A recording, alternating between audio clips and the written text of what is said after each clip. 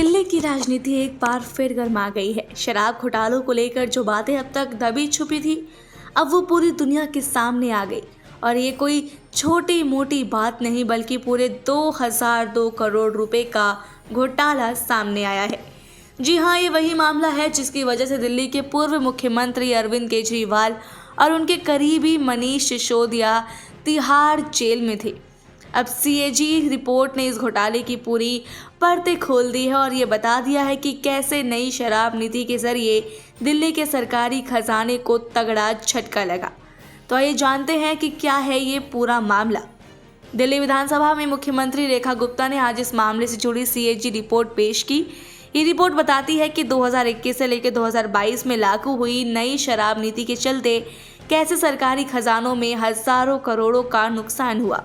Report के अनुसार सरकार ने जिस तरह से शराब बिक्री और लाइसेंस जारी करने के नियम बदले, उससे शराब माफियाओं को खुली छूट मिल गई।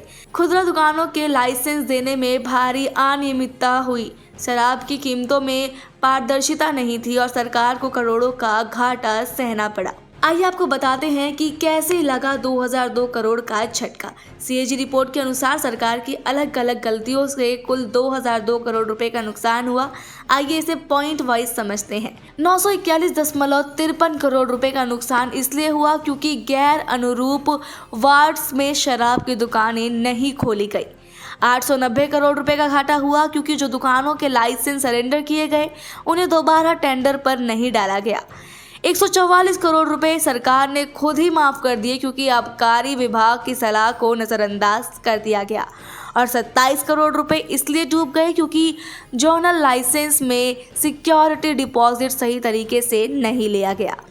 अब आप खुद अंदाज़ा लगा सकते हैं कि इतने पैसे से दिल्ली में कितने स्कूल, अस्पताल और सड़कों को बेहतर बनाया जा सकता था, लेकिन ये पैसा सीधे घोटाले की भेंट चढ़ गया।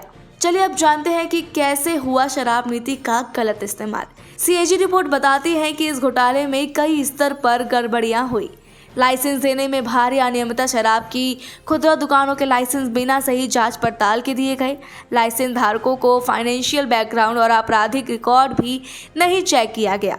इसके बाद दूसरे पे आता है शराब माफिया को फायदा, सरकार को घाटा, थोक विक्रेताओं को फायदा पहुंचाने की नीति बनाई गई। नतीजा ये हुआ कि शराब के थोक व्यापारियों को मुनाफा 5 से 12% तक बढ़ गया, लेकिन सरकार का राजस्व घटता गया। नंबर 3 पे है जांच पड़ताल के नाम पर लीपापोती। सीएजी रिपोर्ट कहती है कि एक्साइज इंटेलिजेंस ब्यूरो शराब की स्मगलिंग रोकने में पूरी तरह नाकाम रहा। जब्त की गई शराब में 65% देशी शराब थी, लेकिन इस पर आगे कोई कार्रवाई नहीं की गई। नंबर 4 पे आता है एक्सपर्ट पैनल की सिफारिशों को किया गया नज़रअंदाज। शराब नीति बदलने के लिए जो एक्सपर्ट पैनल बनाया गया था, उसकी रिपोर्ट को सीधे नकार दिया गया। मतलब जो सुझाव सरकार को दिए गए थे, उन्हें बिना सोचे समझे डस्टबिन में डाल दिया गया। और नंबर 5 और लास्ट में आता है कैबिनेट से मंजूरी भी नहीं ली गई। सरकार ने इस नई नीति को लागू करने से पहले कैबिनेट की मंजूरी तक नहीं ली। कई महत्वपूर्ण फैसले ऐसे थे जो राज्यपाल से सलाह लेकर किए जाने चाहिए थे, लेकिन ऐसा कुछ भी नहीं हुआ। अब आगे क्या होगा? सीएजी रिपोर्ट आने के बाद बीजेपी हमलावर हो गई है। मुख्यमंत्री रेखा गुप्ता और बीजेपी नेताओं ने आम आदमी पार्टी पर खुलकर हमला बोला है। रिपोर्ट को लेकर दिल्ली विधानसभा में जबरदस्त बहस छिड़ी हुई है और आम आदमी पार्टी के नेता बैकफुट पर दिख रहे हैं। सीएजी रिपोर्ट आने के बाद अब अरविंद केजरीवाल की मुश्किलें और भी ज़्यादा बढ़ सकती है। पहले से ही मनीष सिसोदिया और संजय सिंह जैसे आप नेताओं को इस घोटाले के कारण जेल में रहना पड़ा है और अब इस रिपोर्ट से उन पर और शिकंजा कस सकता है। बीजेपी पहले से इस मामले की गहराई से जांच करने की मांग कर रही थी और अब इस रिपोर्ट के बाद सीबीआई और ईडी जैसी जांच एजेंसियां नई कार्रवाई कर सकती है। बाकी आपका इस पूरे मामले पर क्या कहना है, हमें कमेंट बॉक्स में ज़रूर बताएं। ऐसी और राजनीति से जुड़ी वीडियो देखने के लिए सब्सक्राइब करें हमारे चैनल सौगंध टीवी को। आप देख रहे हैं सौगंध टीवी, सौगंध वतन की।